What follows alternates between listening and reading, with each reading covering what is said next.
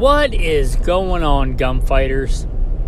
Just got back from a good ruck in the mountains. A beautiful day. Got to see some beautiful country that I had not seen before out in the wilderness. Just walking in the wilderness, prayer, and a rifle in hand and a dog by my side. Just a wonderful day, restful for the soul. I really hope that you guys get out into a deserted place and rest a while. Pretty exhausting for the body, but super restful for the soul. Get out of a world with, cubicles and roads and stuff, and get into a world without straight lines is my advice to you. Anyway, I'm on my way home now, and I thought I would do an episode on the cartridges I didn't pick for the Western rifle build. I did settle on a caliber, but I wanted to go through some of the ones I didn't pick, but while they were still really good choices, they made the top of the heap. The number one I'm going to talk about is the 270. Now, if I did not reload and I was only getting factory ammo, this is the most logical choice, 270. There is a ton of 270 ammo available. I ascribe to mostly a max point blank range hunting system, and the 270 rules at that, right? One of the reasons I think Jack O'Connor liked it so much. You could point and click out to 350 yards. That is plenty. And that's fantastic. It's a good rifle, and it's probably got the most loads available in the bullet weight range that I like, which is like 130-ish grains if we're talking about conventional bullets. I like a little bit lighter if we're talking about copper. But for deer, elk, antelope, bear, 130 grain is plenty, in my opinion. I think that bullet technology has evolved in such a way that they hit as good or better than 150 to 180 grains of yesteryear. So I really like those, the 130 grain. And again, the 270 is the most logical choice for factory loads. Got a lot of different factory loads available. Also, if you're into like Americana, it's the most legendary and storied of the ones for like a Western rifle build, for what I was looking for. Maybe only second to the 30-06 in legendary use out west. But 270 would have been a fantastic choice. I didn't pick it because I reload, so I'm not really dedicated to only using factory loads. That said, I did want a rifle that offered at least some factory loads. I didn't want like a Wildcat or something that only had like a factory load available. I wanted some factory ammo in case I get into a situation again where I'm living as a nomad, as I've done for much of my adult life, where I can just go to the store and buy ammo if I need to, or at least order ammo. So one of the other ones, the 6.8 Western. This is a fantastic cartridge that is being killed, I think, by its own manufacturers. Browning and Winchester, which I think are owned by the same umbrella corporation, are the only ones making ammo for it, unless there's some boutique ammo company I'm not aware of. But it's a fantastic caliber. It's like a 270 Super. It's still 277 caliber. They just call it the 6.8. It's kind of a short, fat Magnum. It's a fantastic all-around Western caliber, although I think they're hamstringing it because they're only loading it in the super high, long BC bullets. I don't care. I couldn't care less about those. That's cool if you want it. I don't. And although I can get a lot of factory ammo right now for the 6.8 Western, there's a bunch of loads available. They're all in those super long, high, heavy for caliber bullets. I don't care about that because I don't want some fat, obese scope on my rifle where I click and fidget spin and play with a bunch of electronics and look at my phone and use a bunch of electronics and rangefinders and fidget spinners and clicks and dials and widgets and bibble bobbles and whatever. I don't like that. I get out in the wilderness to get away from that stuff. So although it would be a great caliber if they loaded it with some 110 grain, 120 grain, 130 grain bullets, they're not. And although I hand load and I could do that, that kind of ticks me off that they would come out with such a seemingly good and versatile caliber and hamstring it by only loading it with these super high long BC bullets. Again, that I could care less about because I don't think it's very ethical to hunt at those distances because time of flight, you can't cheat math. So I've talked about that before, but the 6.8 Western, fantastic caliber. And if you do like the super long, high, sleek BC bullets, ooh, a deer, beautiful. Had to pause that there and just enjoy that. What was I talking about? The 6.8 Western. So a good caliber, I think, that's hamstrung by the manufacturers. And available in Browning and Winchester rifles. Another one I was really considering is the 6.5 PRC. Think of this as like the 6.5 Creedmoor Magnum. It's still a short action cartridge, which I really like. Also, I should digress and say that the 6.8 Western also is a short action cartridge. Not a super big deal for me, but it is a deal. And the 6.5 PRC, also kind of a short fat Magnum, 6.5 caliber. There are a lot of 6.5 PRC loads available, a lot. Maybe not as many as 270, but a ton. And I like 6.5 millimeter. And I don't think that it's not enough for elk. I think it's absolutely enough for elk because I've taken elk with a 243. That said, I don't think it's great for elk. I would like a little bit more for elk. I think it would be an adequate elk cartridge. But since elk is one of the main things that I hunt, I got elk in the backyard, I would like a good elk cartridge. And I think it's a marginal elk cartridge. I think it's an acceptable elk cartridge. I think it's better than 243 for elk. But I don't think it's a great elk cartridge. So for that reason, I did not choose a 6.5 PRC, although a fantastic choice. If you are only going to occasionally hunt elk, it's not one of your main things you're hunting. You're like, one day I might hunt elk or I might get an elk tag.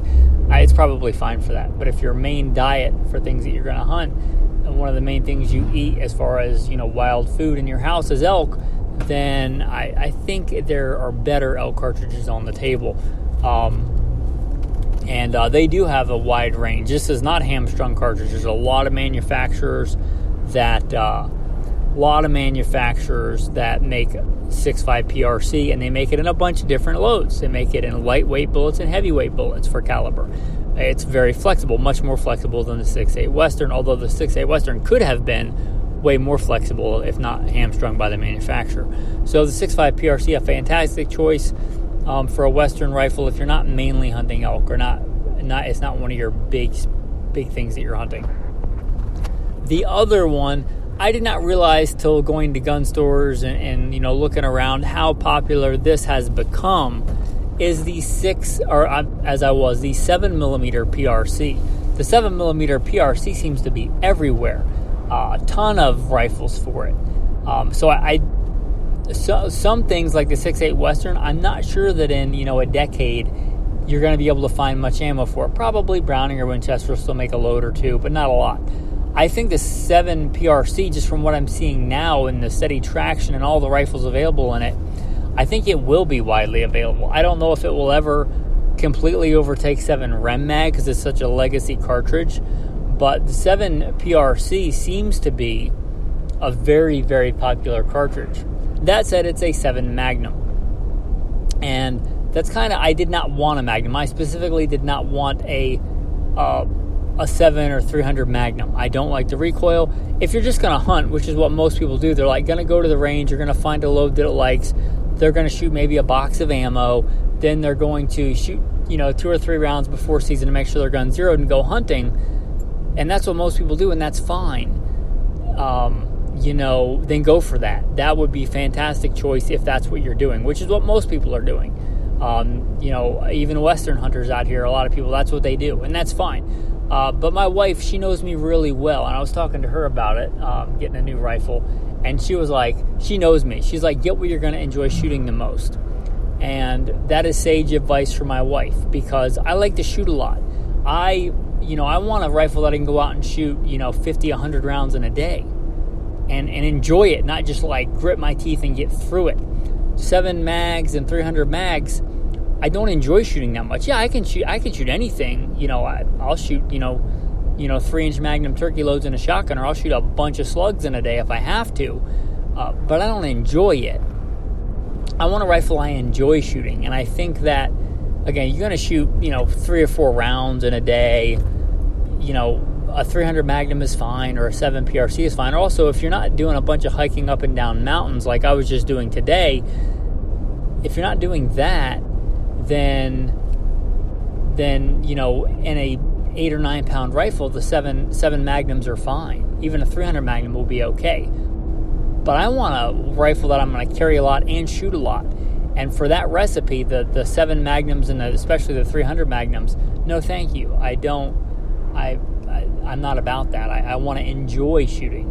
I don't want to grit my teeth and get through a session of 50 to 100 rounds of shooting in a day with a Magnum. I want to enjoy it. I want to have fun with it. I want to practice shooting off the shoulder, standing, sitting, kneeling, prone, right? I want to be able to enjoy shooting it. And my wife gave good advice in that, like, get what you're going to enjoy. And although I could have got a 7 PRC, probably wouldn't enjoy shooting it after, a dozen rounds or so in a day.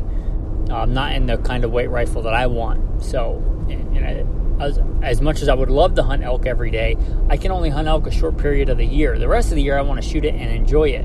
And the Magnums they're not good for that, and I don't need them. I don't think that anybody needs a Magnum. If you want a Magnum and you're only going to shoot a few rounds, then go for a Magnum. But that's not me.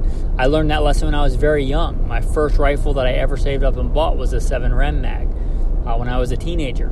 And I quickly realized that was a mistake. Especially because I lived on the East Coast. You don't need a Magnum anything on the East Coast. But anyway, just some thoughts on the runners-up that I did not pick, although they're all good rounds. For me, they weren't the right choice. They may be for you, which is why I'm bringing them up.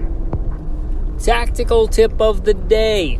If you use QD scope mounts, especially if you have backup iron sights, using QD mounts, or you want to be able to switch between optics, I love the QD mounts. However, they can get caught up on stuff. You're falling, slipping down a shale bank. You're going to take it off your shoulder. It gets caught on your pack, on a strap, on a this, on a that, and you can knock that loose. I did that last year hunting with the Scout rifle.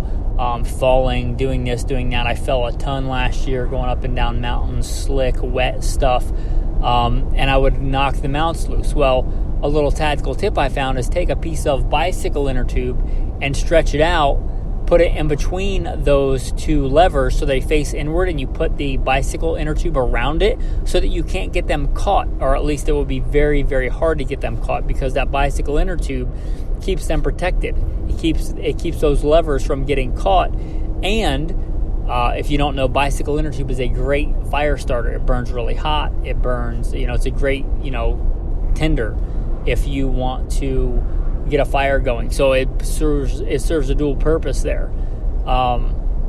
You could also use it to hold a tag on an antler or something. So, but that bicycle inner tube around those QD mounts, like the worn QD mounts, if you're going to do that and you're going to hunt some rugged country, you're going in and out of,